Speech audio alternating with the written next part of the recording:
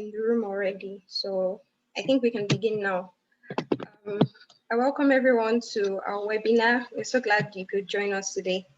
RemoteSkills is happy to present this webinar on landing your dream tech job with a standout CV.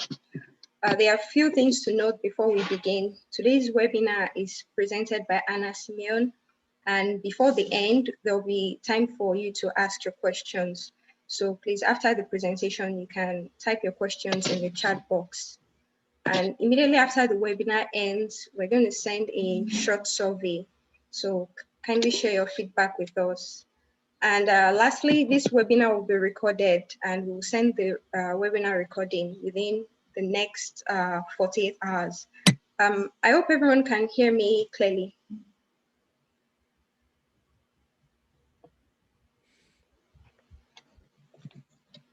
Can everyone hear me? Yes, I can. I don't know if every other person can. Anna, can you hear me? Yep, can hear you loud and clear. Yep. All right, perfect. Before we dive in, I'm your host today. My name is Mary Oladimeji, and I'm the community manager at RemoteSkills Africa. RemoteSkills provides young people resources like this to learn digital skills. On RemoteSkills, you can learn digital skills like web development, digital marketing, and data science, and so on. And you can also connect with mentors based on your interests and access remote job opportunities. Without wasting any more time, I think we can begin. I'm going to give it to Anna now to share a bit about herself. Hi, Anna. Hello, Mary. How are you doing? Fine, thank you. Good, good, good, good. Right. So, good afternoon, everyone. I hope you're staying safe and well. And first, I'd like to thank Mary from RemoteSkills very, very much for the invite today. So today, folks, we're going to talk about tech, but most importantly, how to write a good CV in the tech world. It's a very, very important thing. So without further ado, let's get started.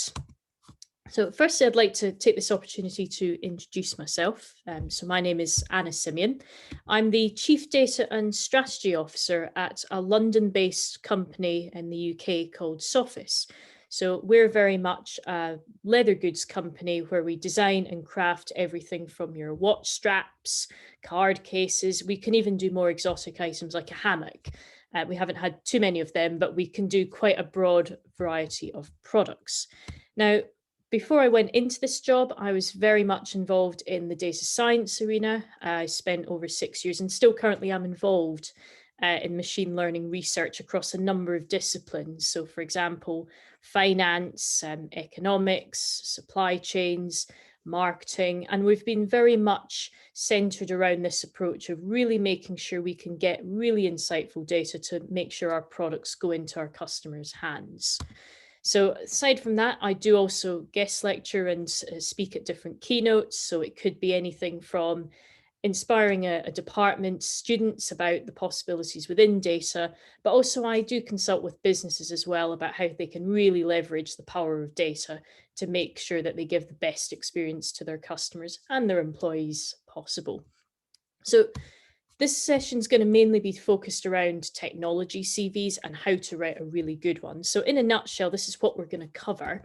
So careers in technology. Now, it's an extremely broad area. So I'll cover a few of the areas that may be of interest, some you'll probably be aware of, and you might be thinking, well, where can I start? So I'll start off with that as a first port of call.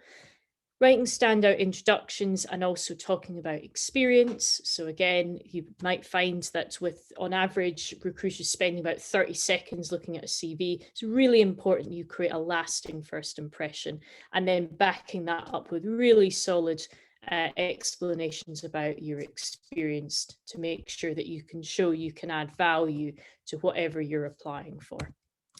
Writing about technology and software projects. Sometimes this is a bit more of a tricky area, but there's a few key tips that if you take this into account, it will help you write it out much more clearly and fluently. And lastly, one of the key areas, programming languages. A bit tricky. Sometimes you find people think, well, should I write them in this part of my CV or should I put them in this part? So I'll go through that in a little bit more depth. And more importantly, how you can stand out beyond just writing a good CV. It's all great having all that experience, but it's really, really important you go a little bit beyond just to showcase your passion.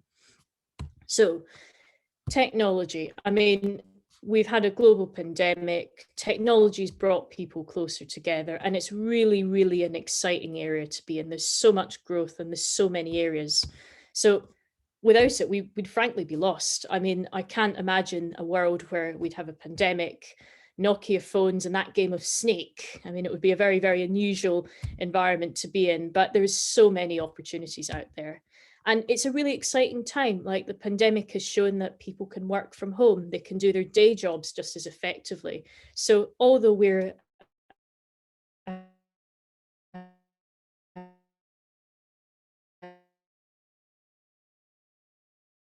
to get into it. There's so many job opportunities. I mean, like just as a few examples, you've got software development all the way up to data science, web design, software engineering. There are so many possibilities. And it could be in a certain industry like finance, agriculture, it could be teaching. There's so much choice there for you to pick. But in amongst all of that, and I can certainly resonate with this, it's sometimes a bit difficult to say, well, where do I actually start? Because these are all maybe sounding really exciting, but where on earth do I go with it?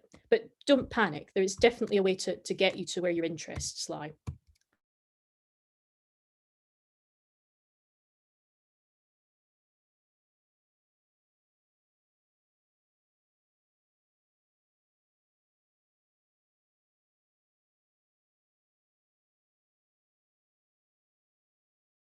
It's moving rapidly. So that's the one thing I want to get out of the way. But let's say you're still studying and you're thinking, well, how can I get a bit more about this field and how it's changing?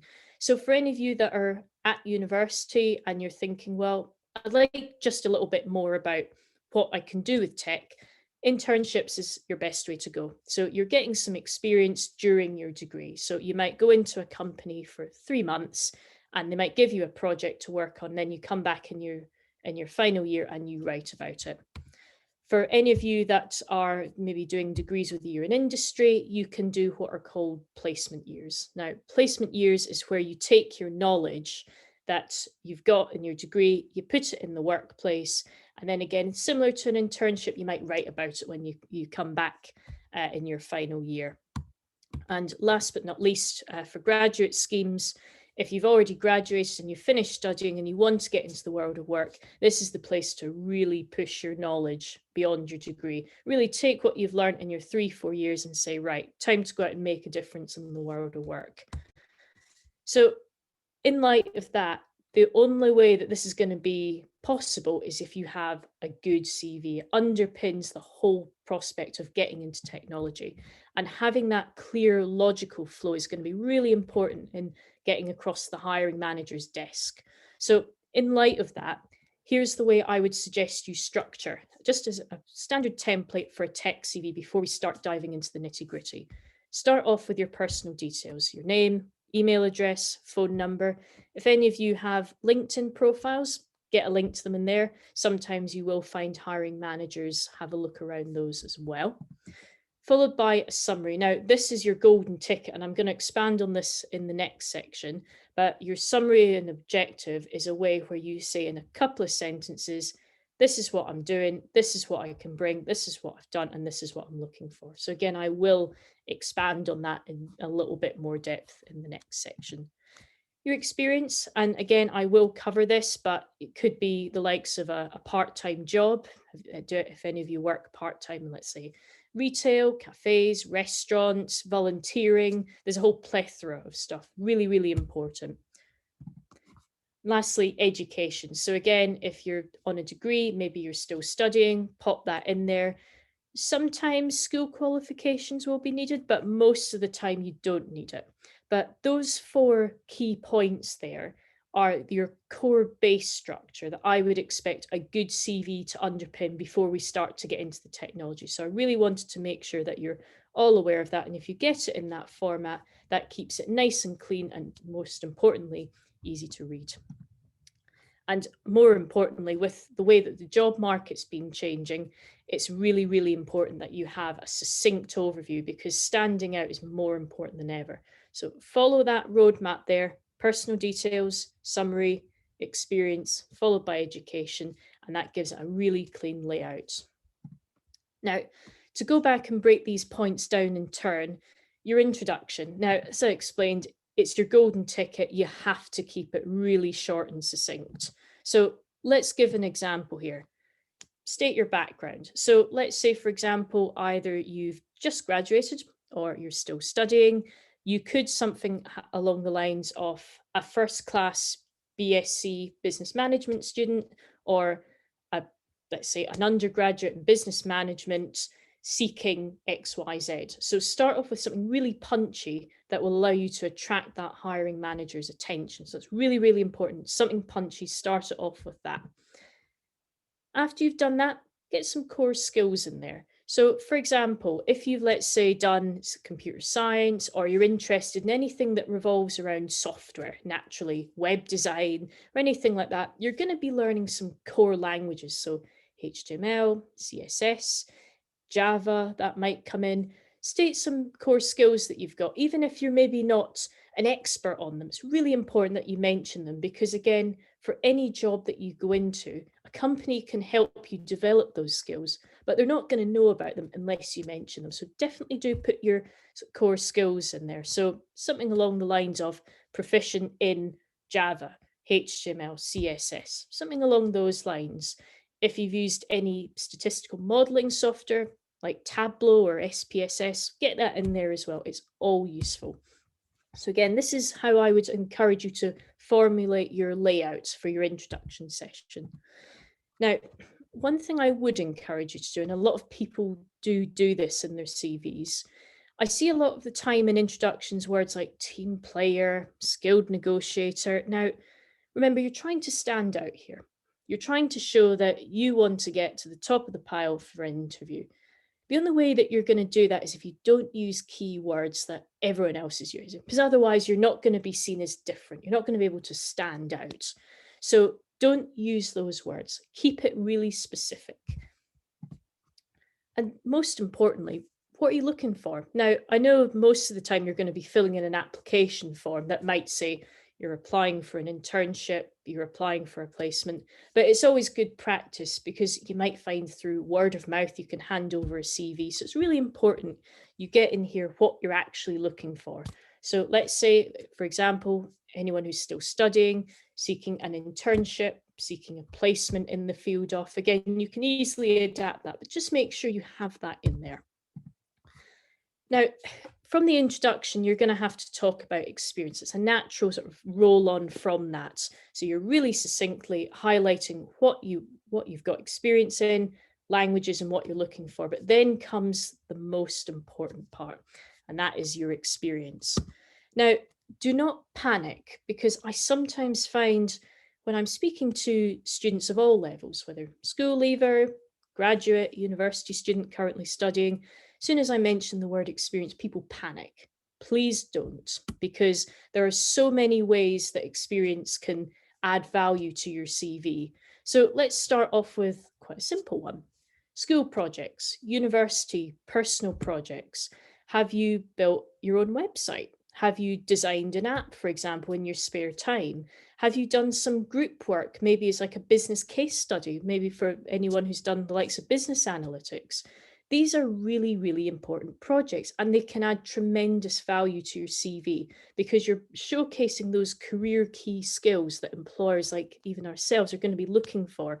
So some students will say to me, oh, that's really not the experience that employers are looking for.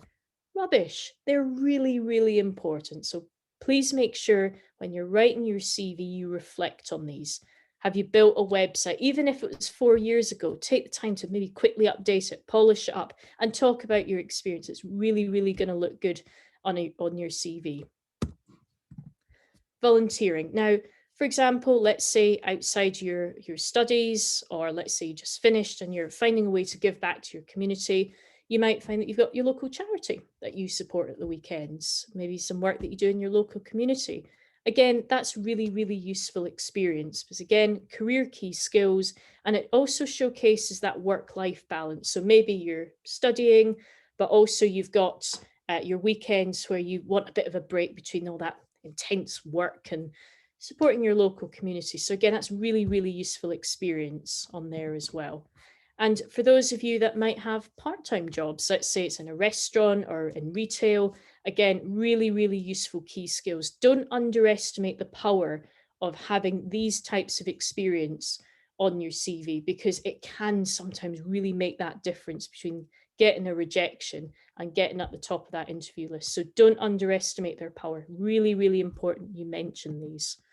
And lastly, from here, any experience in my books as an employer is useful, because you'll always find whatever type of experience you have, whether it's a simple project that you did at university or working in retail, you will always find those core transferable skills all add up. So don't underestimate it. I'd really, really encourage you to keep that in mind. Now, from experience, you might be thinking, well, if I've designed my own website, I'm going to have to talk about it, and that might feel a little bit daunting. But again, don't worry too much about it. There's a way and a structure that we can go about adding value in that form. So in a nutshell, though, projects can come in a variety of sizes, shapes, you name it. But most importantly, a bit like your experience in maybe retail or volunteering, they've got those really core career skills that are absolutely paramount for your future. Now, problem solving, teamwork, adaptability is a big one. Take COVID, for example. Students are having to work from home. They're maybe not used to having to work to all this new system and all this new work when they would typically do it in the classroom. There's so many ways that you can demonstrate what you're going to bring. And those are some of the key ones I would encourage you to think about. Again, projects done at school, internship, placement, they're really, really, really invaluable. And the number of people I see that bring me their CV and it's really short. And then at interview, when we want to learn a little bit more about them, then we find them reveal all these projects. So even if you think it's the smallest project, it really could make a difference. So don't underestimate them. Now, some example of tech projects, let's say you've built a robot, mobile app, again, a website. These are all invaluable. Now, let's say you might have an eye for engineering, you like design. If you've built a robot, mention it. It's fantastic. Do mention it. Now, on to that point, let's say you've got all that and you said, right, I know exactly what projects I'm going to write about. How do I structure them? How do I do it?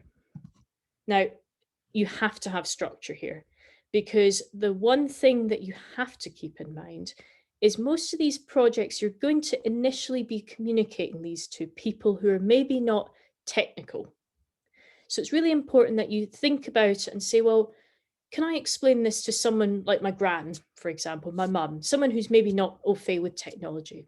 That's what you have to have on your CV, and you have to keep it really succinct.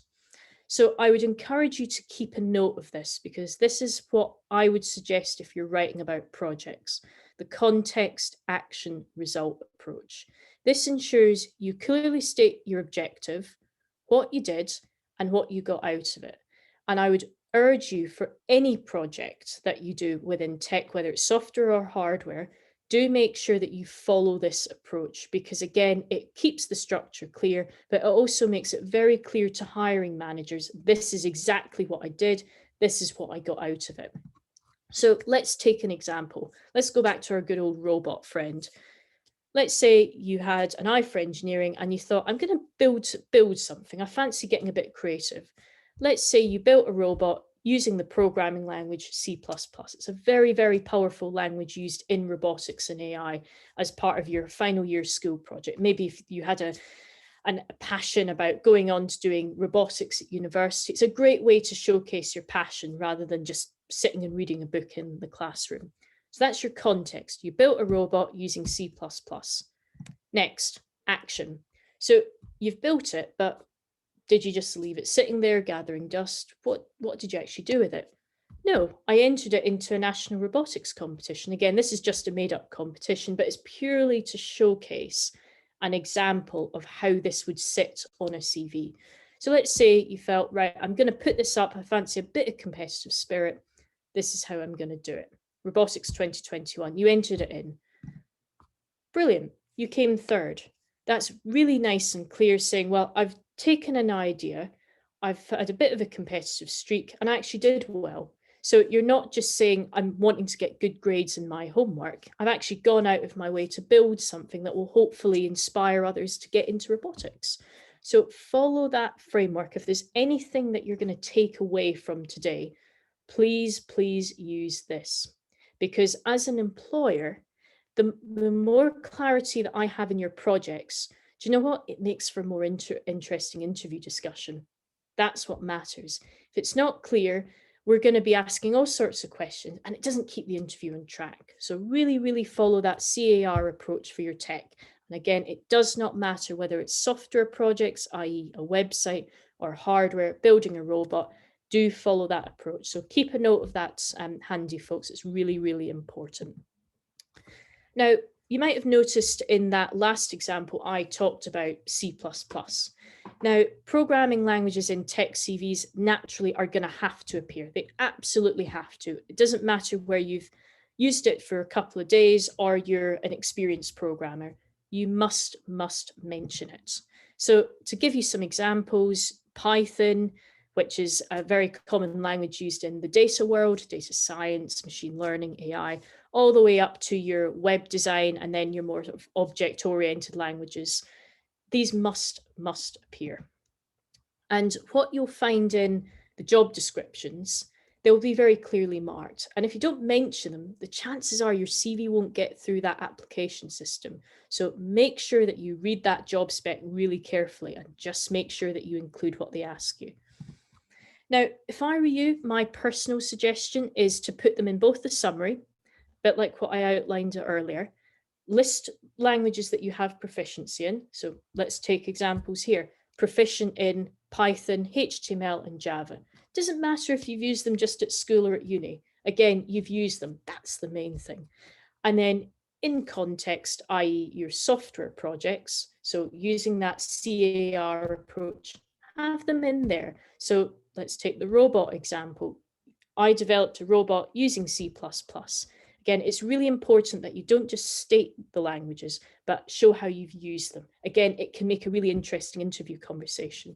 And it also helps employers gauge where they might need to support you. So if you're building your interest in technology, don't just state the languages. They might be able to help you develop your skill set even more. So make sure you mention them in both the summary or objective session and also your context. And most importantly, do look out for them in the job description. If you're in any doubt, and I've had people say to me, look, Hannah, sometimes the job description is a bit vague about these. Even if they're vague, put the languages in. It does not hurt to have them in. So even if a job description says exposure to object-oriented or Java or HTML, do put them in there. It's really important because the chances are it might come up at interview, but also you might find a way that you can explain how you've used the languages. So just make sure you keep an eye on that job spec and make sure that there's nothing in there that you might miss. Now, there's all this tips and advice that I can give you on CV writing, but nothing, especially with how competitive technology is, nothing beats going beyond the classroom, whatever stage you're at. Now, I wasn't the best academically. I always loved to explore my passion for tech outside the classroom because I felt reading a book is keeping you hemmed into reading a book. You need to go out there and explore it. So don't just rely on good marks. It's great, but if you're coming to interview, let's say with me and my colleagues, I want to be able to talk passionately about tech because I love the field I'm in. I want to see that you share the same passion. So how can you demonstrate your love and your passion for whatever avenue in technology you want, whether it's web design or even data science? How can you demonstrate it? Well, one of the most important ways, LinkedIn. Now, If any of you have a LinkedIn account, great. Connect with colleagues, whether it's students, your lecturers, even people in industry, because the chances are you'll find someone who can either help you with your journey, but also give you advice on how to get to where you want to be. It's a really, really powerful networking tool. I admit I was a bit late to the party with LinkedIn, but it's a really, really invaluable tool. So I would encourage you, for anyone there who doesn't have it, do use it. So, for example, are there careers fairs that are coming up, science festivals, networking events, maybe at the university or school campuses? Get involved, talk to people, because the more that you talk to people, the more your name will become almost like involved. It will be much more, you'll get much more of a name for yourself in a good way, because you're showcasing your passion and people like talking about tech. So the chances are your name will come up. And that's the most important thing. My key tip: the more you network, the more you'll be noticed. Now, to sort of round off from all of that, I'm going to give you some of my core tips. So we're sort of moving a bit away from technology, but some tips, again, I see people trip up over and over again. And sometimes, again, the silly little things can do you a lot of damage in your CV. So just make sure that you take these tips to heart. Now, if you've got a LinkedIn profile, great, but I don't want to see a LinkedIn profile with no summary, just your education and nothing else. And then I find your CV, which has plenty of experience. If you can, make sure they match. Because again, for technology, the chances are, if you've done projects at school or in your own time or at university, you are going to be asked. And hiring managers, even myself included, we often check candidates' profiles on LinkedIn before we even look at their CVs. So I would encourage you just to take a few moments if you can, and if you've got a LinkedIn account, just make sure they match up. Now, another really important one: keep your CV at 2 pages. If you find that your CV is going a bit over 2 pages, the chances are there's probably going to be stuff in there that you don't need, or it's not going to showcase how you can really add value.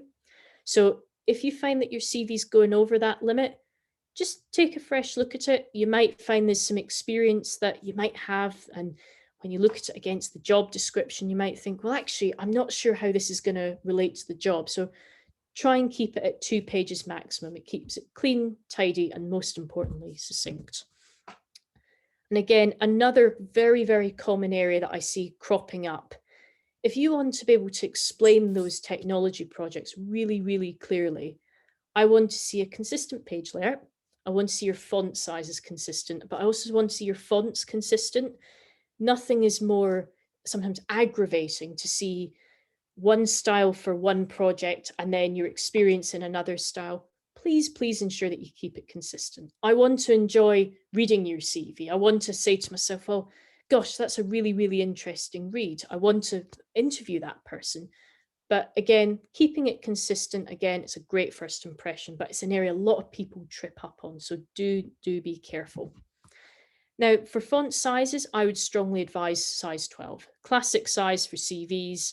And most importantly, it keeps it succinct. I've found that most candidates that have come through our pipeline use 12 in terms of a size, but it keeps the content relatively neat on the page. So I'd encourage you to use that size for your CV. And fonts as well, stick to the ones that are the most readable. Don't use any fancy bubble writing or any curly fonts, because it's just not going to look very good. Just stick with the ones that you know and love, as we'd say, Arial, Times New Roman, your classic fonts. So in a nutshell, aside from the technology side, this is what I would encourage you to think about in the context. So to give you a really, really standout CV, utilize the tips with the CAR approach and what experience you should include, along with these tips that I'm explaining here, and that will give you a really solid CV. But to round off, I'm super mindful that with the jobs, the way the pandemic's hit, it's a tough world out there right now. And getting into tech, as exciting as it is, it can feel daunting. Some of you may have applied and experienced rejections. And I stood in your shoes. It's a very, very disheartening thing when you've maybe applied for your dream job and you think, oh, I've given it my all. But please don't give up. because one person's rejection is another person's win. If you keep networking, if you get involved, show your passion. Don't just rely on those good marks. Showcase your passion for tech and keep trying. The chances are an opportunity will come your way, but you have to keep persevering. Do not give up. And most importantly, talk to others, because the chances are they've possibly gone through what you've gone through. Now, myself, when I started out in the data world, it's quite a lonely place. There's a lot going on, and sometimes you think, God, am I even in the right field here? I don't know where to start. But do talk to people, because sometimes a friendly chat could not just turn into advice, could land you a job. It's, again, the power of networking. It's really, really important. Then if you've got that standout CV to go with that networking, that's when you're on to something.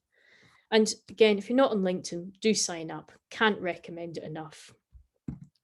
And last but not least, don't underestimate it.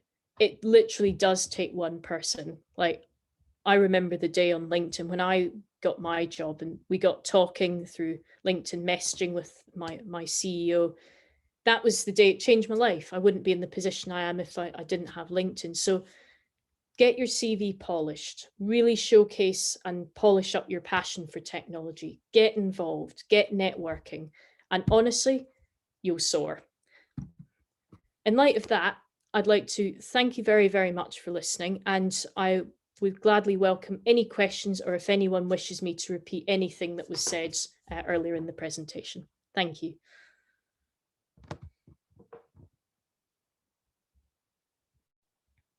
All right, thank you, Anna.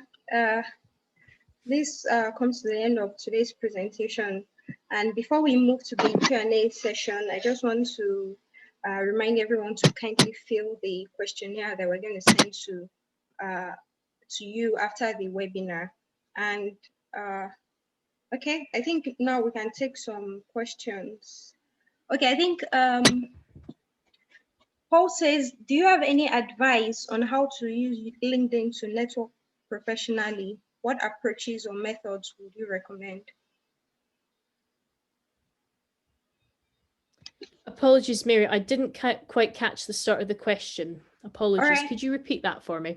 Yeah, I said, do you have any advice on how to use LinkedIn to network professionally?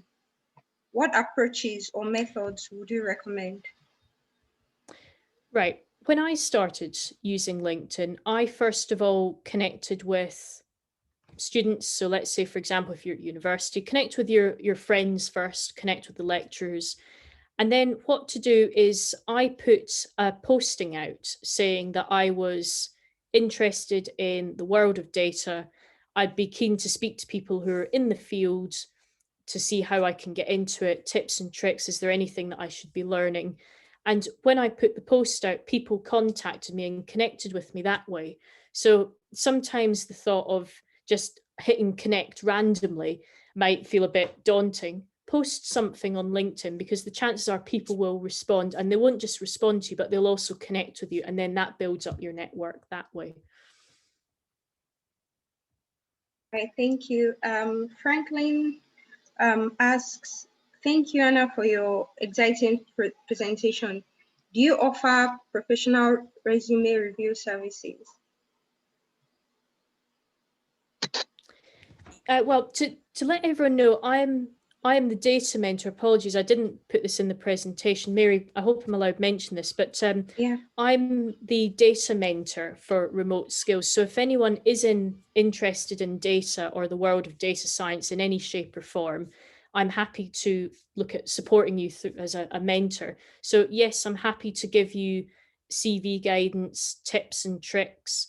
But on a side note, if anyone is wanting someone else someone to have a look at their CV, yeah, I'm happy to do that as well. That's no problem. You're welcome to contact me. What I'll do is I'll jump back to my LinkedIn slides. So if anyone is on LinkedIn, you're welcome to contact me. There we go. Yeah, give my data now. I don't buy whatever you do. I don't think someone. Wherever you do.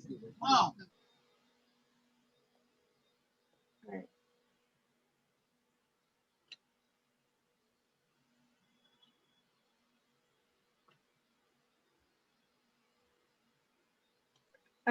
Okay. All right. So if we don't have any more questions, this is the end of our webinar today. And if you still have any more questions, you can contact Anna on LinkedIn. And if you want to learn digital skills or want to connect with a mentor like Anna, you can send us an email if you didn't get LinkedIn. And thank you everyone for joining us today. We'd love your feedback on the webinar. So please kindly fill in the survey we're going to send after this webinar. Thank you, Anna, for today's presentation. Like it was really informative. Thank you so much. And thank you to all our participants who joined today. I think this is the end. So goodbye, everyone. Bye, Anna. Thanks, Please everyone. stay. Sorry, hold on. All Can right. you, Anna, please, can you paste your LinkedIn link on the chat session so we can just grab it? Yeah, give me a second. Apologies if I'm not screen sharing. Let me just post it now for you. Give me just a tick. All right. Let's have a look. Sorry, Mary, I'll be 2 ticks on this. Yeah, no problem. There we go. That should be it now, folks. All right. Okay. Perfect. Well, thank you very much, Mary, and also thanks to everyone who came along. And as I said, I am the data mentor. So for anyone who's interested in data, feel free to contact me. And thank you again to Mary from RemoteSkills for very kindly inviting me to this session. So stay safe, everyone, and all the best wherever you're at in your tech, your passion for technology. I wish you all the best with it. Thank you, Anna. Before we close, I just sent the link to our Telegram community. So you can join, you can ask questions, and you can discuss with others. All right, bye. Perfect. Take care. Bye-bye, night.